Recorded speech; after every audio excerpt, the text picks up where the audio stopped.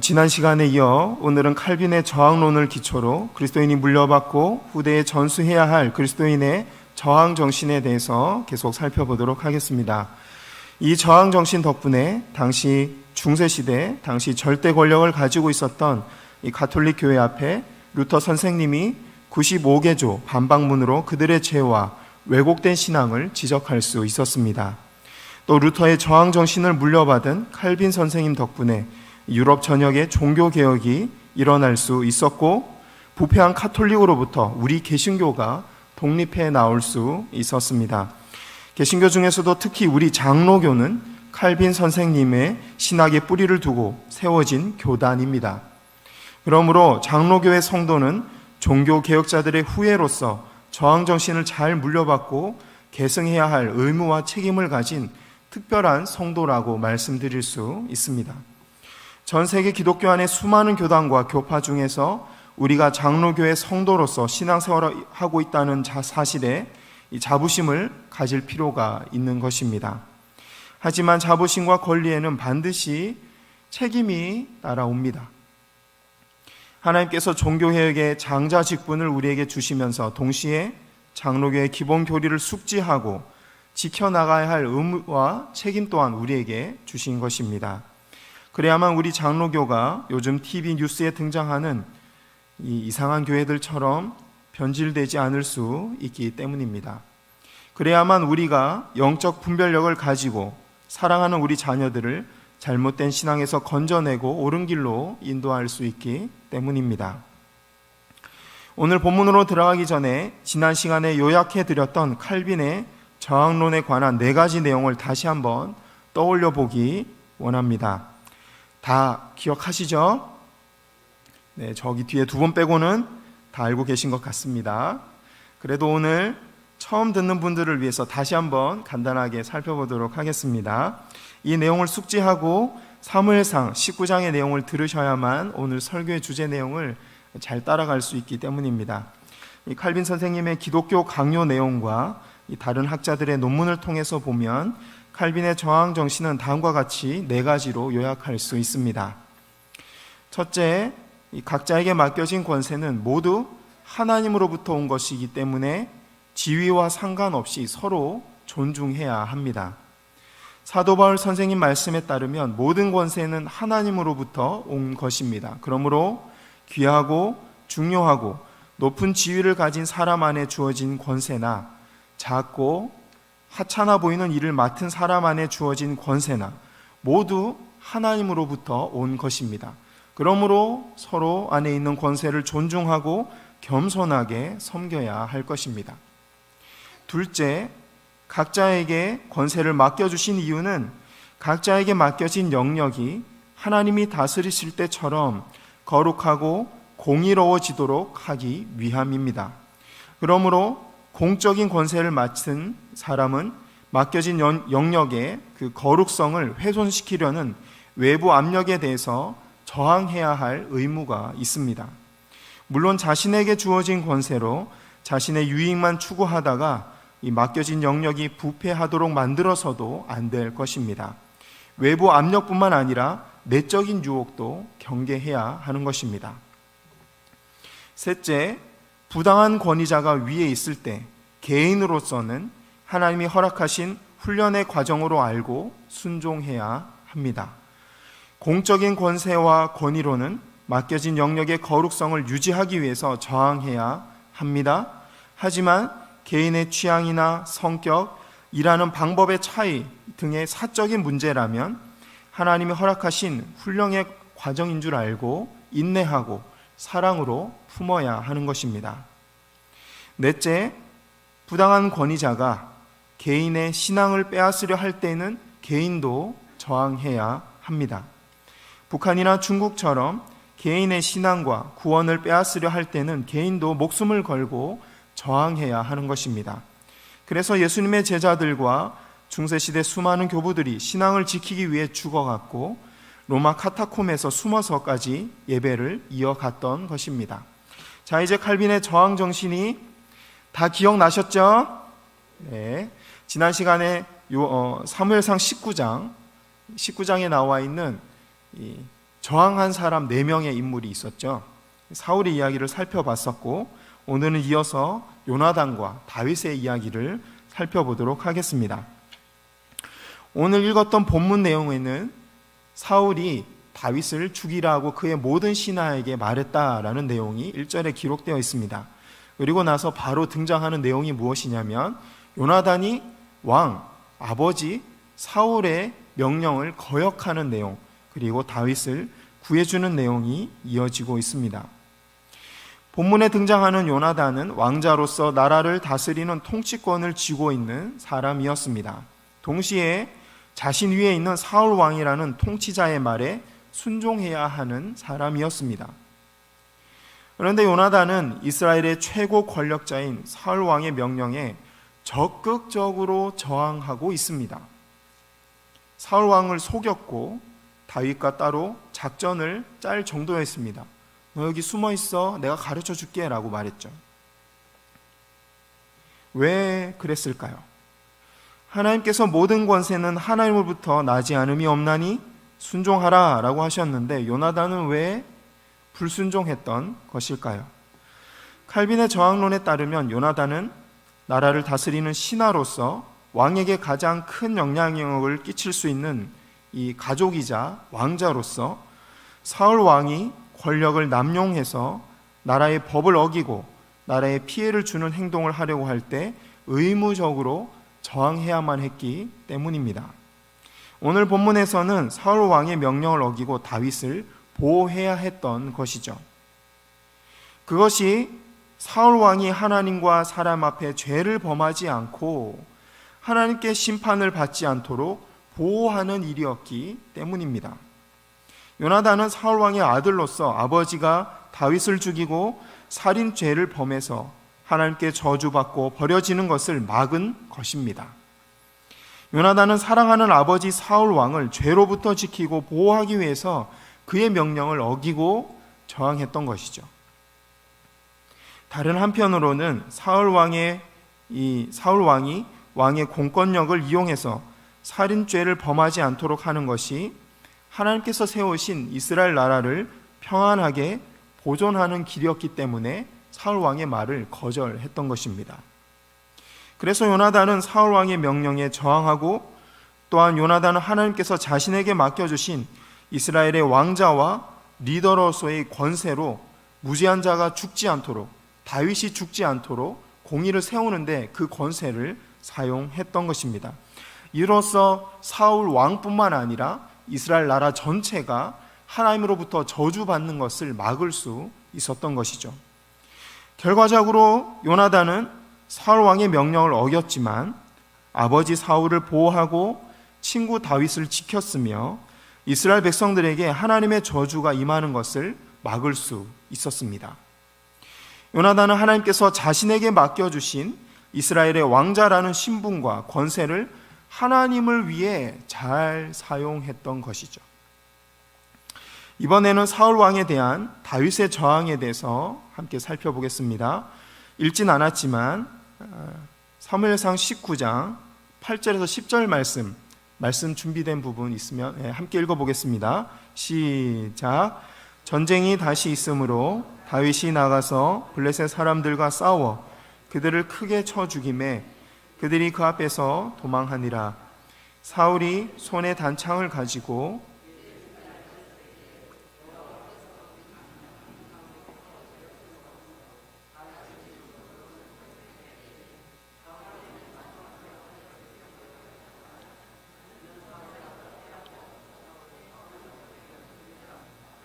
다윗이 그 밤에 도피하매. 아멘. 다윗은 이스라엘의 군대 장관으로서 위로는 사울 왕의 명령에 순종하면서 아래로는 이스라엘 백성들을 지키고 보호해야 할 의무를 가진 사람이었습니다.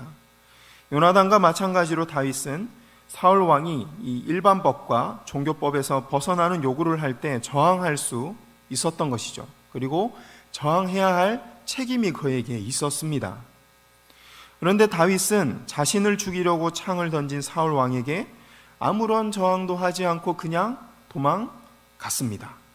이런 행동은 하나님이 다윗에게 맡기신 직분과 권세에 대한 무책임한 행동은 아니었을까요? 다윗은 왜 아무런 저항 없이 사울을 피해 그냥 도망갔던 것일까요? 첫째, 다윗은 자기 위에 나쁜 왕이 세워져 있다는 현실을 하나님께서 자신이 이 왕이 될 만한 그릇으로 만들어가는 과정 중에 있다라고 받아들였기 때문입니다. 다윗은 전쟁에 탁월한 은사를 받은 사람이었습니다. 골리앗과의 전투만 봐도 당시에 1대1로 다윗과 싸워서 이길 수 있는 사람은 없었습니다. 방금 읽은 8절에서도 다시 한번 블레셋과의 전투에서 승리하고 돌아왔다는 것을 우리는 확인할 수 있습니다.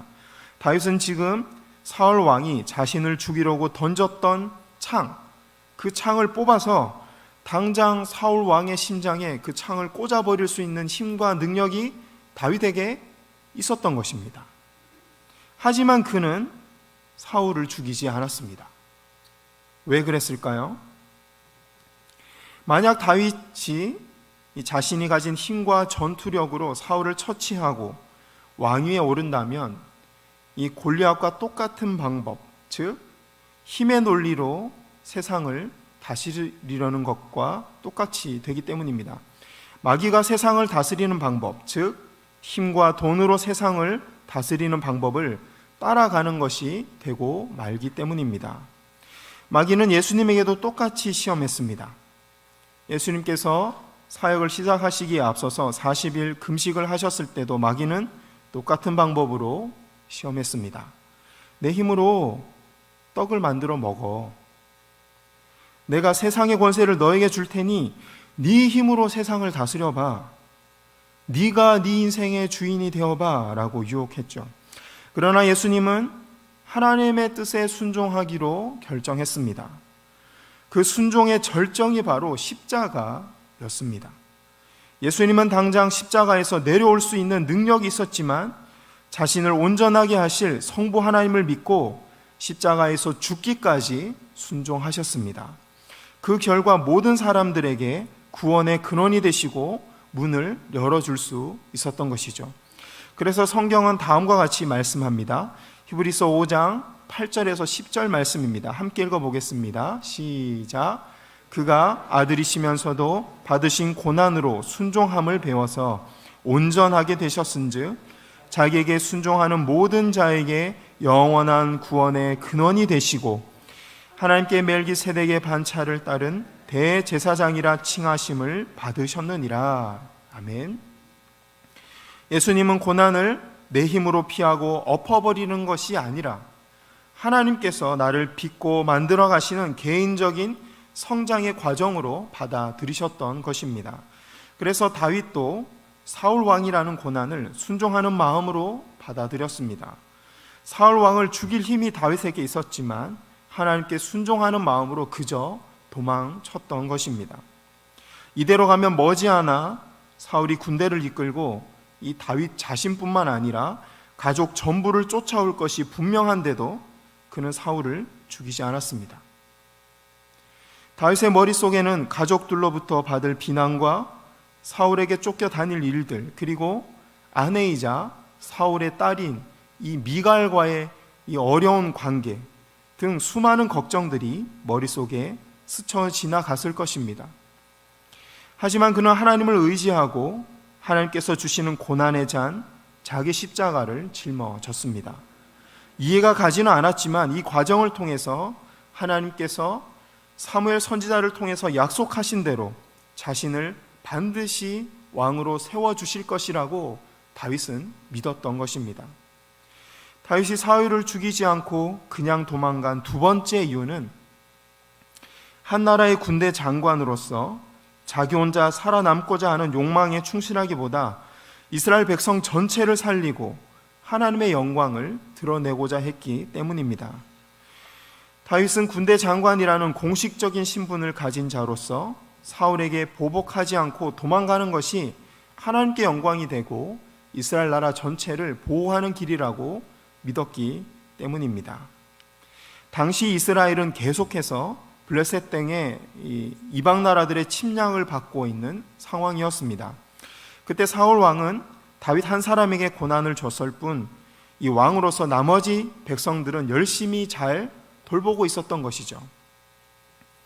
사울이 시기와 질투에 눈이 멀어서 다윗을 죽이려고 하고 있지만 왕으로서 나머지 업무들은 이 비교적 잘 감당하고 있었던 것입니다.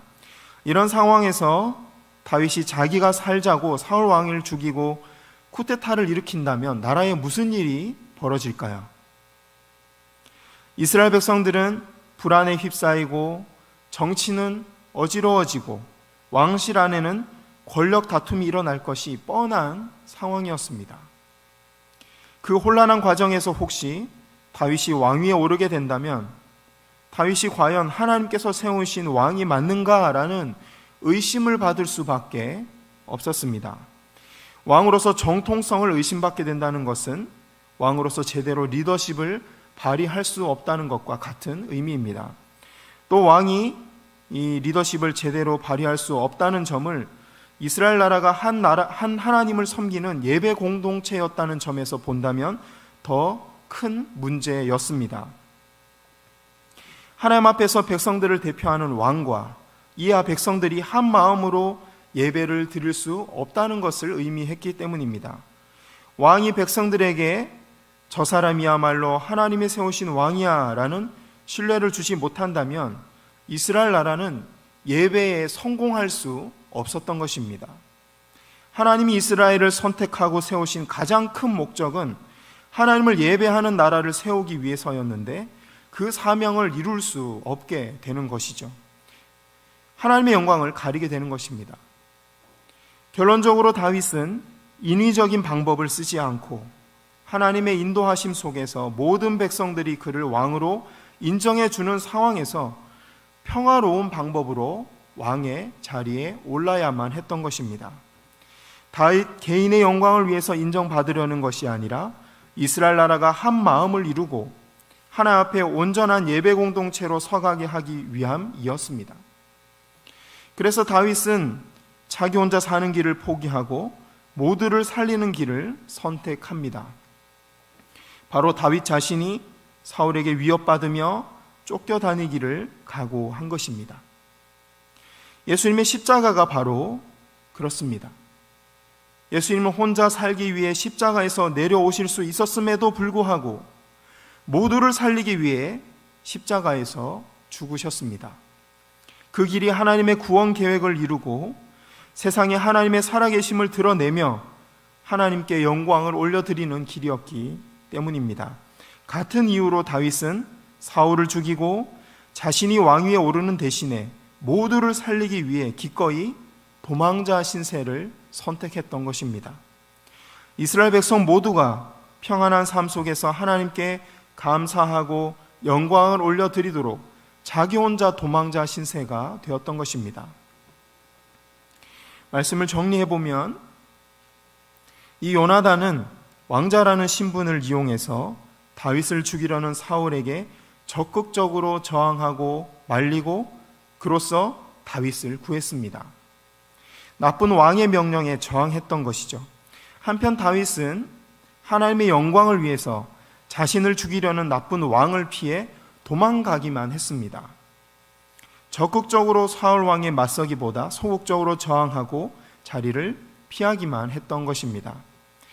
하지만 사울 왕의 명령 후에 이 적극적으로 저항했던 요나단이나 소극적으로 저항하고 도망갔던 다윗이나 그 목적은 동일하게 하나님의 영광을 위해서였습니다. 그러므로 우리는 이 다른 사람들이 불의에 대해서 적극적으로 저항하든지 소극적으로 피하든지 간에 함부로 판단하지 말아야 할 것입니다. 하나님께서 개인에게 맡겨주신 상황과 직분과 책임이 다르기 때문에 행동 양식이 달라질 수 또한 있기 때문입니다. 그러나 아무도 나에게 손가락질하지 않는다고 하더라도 항상 하나님 앞에서 스스로를 돌아봐야 할 것입니다. 내가 어떤 의도로 저항을 했는지, 어떤 의도로 그 자리를 피했는지는 하나님과 자기 자신밖에 알 수 없기 때문입니다. 늘 하나님 앞에서 정직하게 자신을 돌아보고 회개하고 감사하는 사람만이 거룩을 지키기 위해 저항하고 하나님께 영광을 올려드릴 수 있을 것입니다. 여러분들은 일상생활 속에서 무엇을 위해 저항하고 반항하고 계십니까? 요나단과 다윗처럼 하나님께 영광을 올려드리고 많은 사람들을 옳은 길로 인도하기 위해서 저항하고 계십니까? 아니면 사울 왕처럼 개인적인 욕심과 개인적인 취향을 포기 못해서 하나님께 반항하고 주변 사람들의 눈살을 찌푸리게 만들고 계시지는 않습니까? 혹시 아무 것에도 저항하지 않는 신앙생활을 하고 계시지는 않습니까? 좋은 게 좋은 거지라는 생각, 어떻게 되든지 간에 내가 상관할 바가 아니야 라는 생각으로 이 방관자의 삶을 살고 계시지는 않습니까? 나의 안락함과 안위를 위해서 불의를 못 본 채 하고 계시지는 않습니까? 아니면 공동체의 하나됨과 안전을 위해서 조용히 인내하고 계십니까? 저항을 하든지 그 자리를 피하든지 그 자리에서 인내하든지 간에 그리스도인의 선택의 기준은 하나님의 영광이 되어야 할 것입니다. 우리 그리스도인은 요나단과 다윗처럼 개인적으로나 공적으로나 모든 일을 하나님의 영광을 위해서 선택하도록 부름받은 자들이기 때문입니다. 그런 요나단의 선택을 통해서 아버지 사울을 보호하고 이스라엘 나라를 지켰던 것처럼 다윗의 선택을 통해서 이스라엘 나라 전체의 평화의 시대가 임한 것처럼 우리가 하나님의 영광을 위해서 선택할 때 개인의 삶과 수원 북부교회와 수원 지역사회에 하나님의 평화가 임하게 될 것입니다. 우리의 지혜가 부족해서 잘못된 선택을 한다고 하더라도 치열하게 자기 자신을 돌아보고 우리 마음 중심을 하나님께 드린다면 하나님은 우리의 실수와 실패를 덮고도 남을 만큼 큰 축복과 평강의 길로 우리를 인도하실 것입니다. 이 믿음을 가지고 불의에 타협하지 않으며 맡겨진 지경을 거룩하게 가꾸어가는 이 저항 정신을 가진 살아있는 그리스도인이 되시기를 바랍니다. 우리의 이런 삶을 통해서 우리 자녀 세대들이 하나님을 인격적으로 만나고 예배하는 모습을 보게 되는 은혜가 우리 모두에게 있기를 소망합니다. 기도하겠습니다.